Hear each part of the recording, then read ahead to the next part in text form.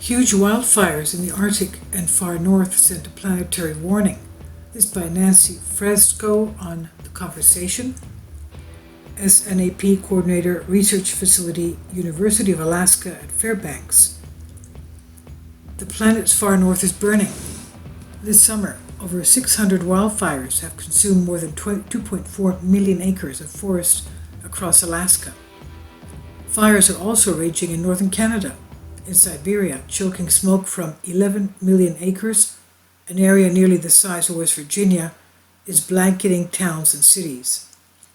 Fires in these places are normal, but as studies here at the University of Alaska's International Arctic Research Center show, they are also abnormal.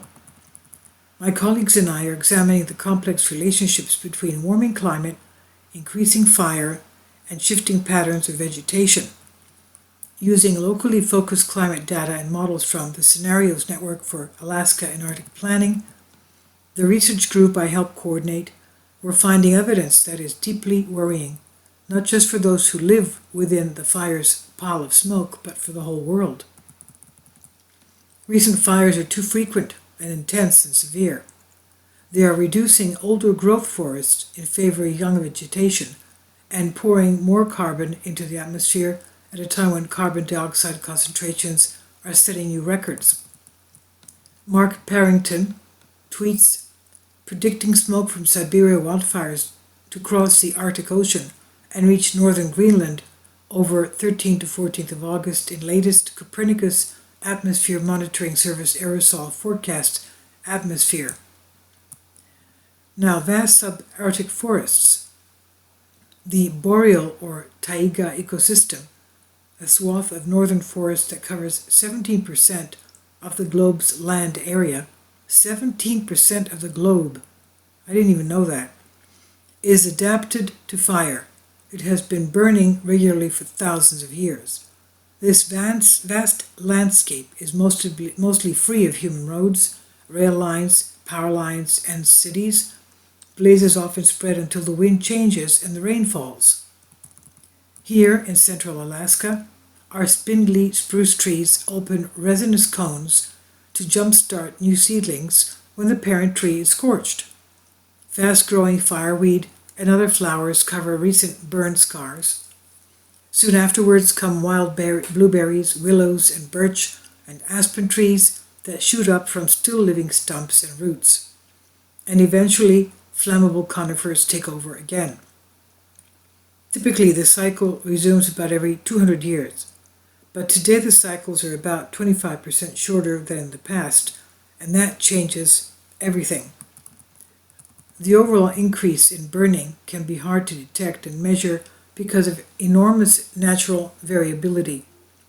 This summer's fires in Alaska were driven by an intense early season heat wave. The relationship between hot, dry weather and fire is clear. Climate change is causing an equally clear trend towards earlier springs and longer, hotter summers.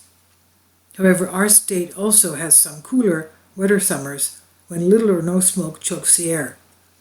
It isn't always easy to tell the difference between natural year-to-year fluctuations and ominous long-term shifts. A blazing north? Nonetheless, shifts are occurring, driven by the unprecedented warming that we're seeing in Alaska. July 2019 now stands as the hottest month ever recorded in the state. Many of us, including climate researchers, land managers, ecologists, meteorologists, rural and indigenous residents, and fire experts, have been collaborating studying this issue, gathering data, creating simultaneous and computer models, using satellite imagery, and getting outdoors to measure exactly what is happening. Thank you, Jonathan. I just got your link. I'll get a chance to see it in a few moments. Thank you so much. Okay. Now, in Alaska, state and federal agencies work together to monitor and manage fires through the Alaska Interagency Coordination Center and deploy firefighters to the front lines, including a record number of smoke jumpers this year. The evidence shows that overall, fires in the far north are becoming bigger, hotter, and more frequent. Older conifers are losing ground to younger, deciduous trees, altering whole ecosystems. Torch trees are releasing carbon, along with soils rich in dead plant matter that are burning more rapidly, more deeply than in the past. As these releases of fuel furthering warming climate change is causing more climate change, which affects the entire planet. Too close for comfort? In Fairbanks, where I live, the human impacts of this summer's fires have been obvious. As lightning triggered blazes statewide in late June, the Shovel Creek fire sprang up on the western outskirts of the town. Air quality rapidly deteriorated to hazardous. 2 neighborhoods were evacuated, sending residents to stay with friends or hole up in my children's school. Displaced sled dog teams were housed at the local fairgrounds. On some days in June and July, the smoke in Fairbanks was so thick that my neighbor, who has asthma, had to wear a respirator mask. Another friend, who has heart trouble, had to take refuge in a small conference room at a hospital that was offered as a filtered air safety zone. Shouldn't these fires be prevented and extinguished when they occur? Unfortunately, it's not that simple. First, the cost of firefighting across huge regions of the Arctic and subarctic would be astronomical, as Russian officials have argued in response to public demands for action to control wildfires in Siberia. Second, putting out fires now leaves that much more highly flammable fuel on the landscape for next year or the year after, a problem that many blame for catastrophic fires in other states.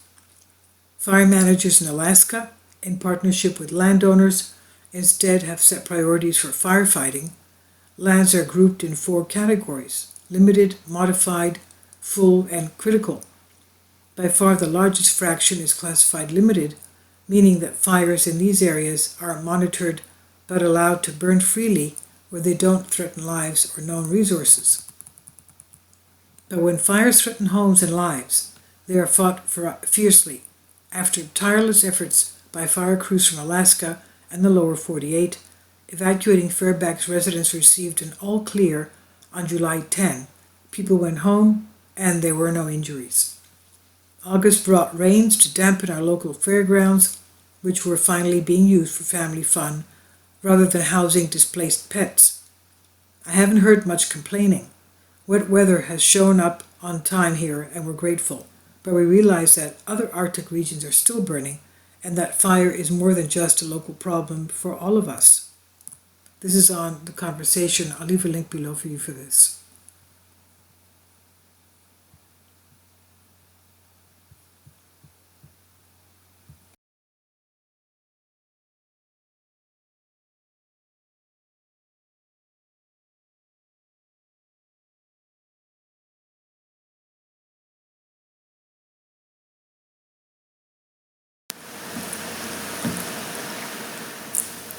If you'd like to join me on my Patreon account, you will hear content not covered by mainstream media.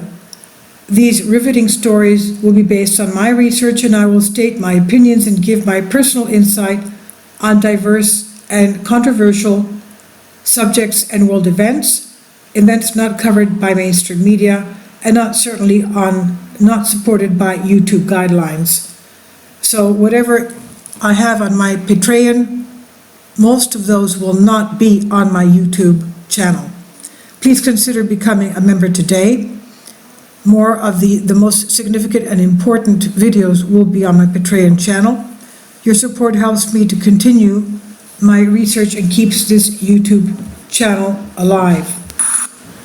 And we depend on your support, your generous charity, because we help economically challenged families here in Athens, Greece, in Kapota, and we also help the young generation with university tuition and the community around our church. Thank you.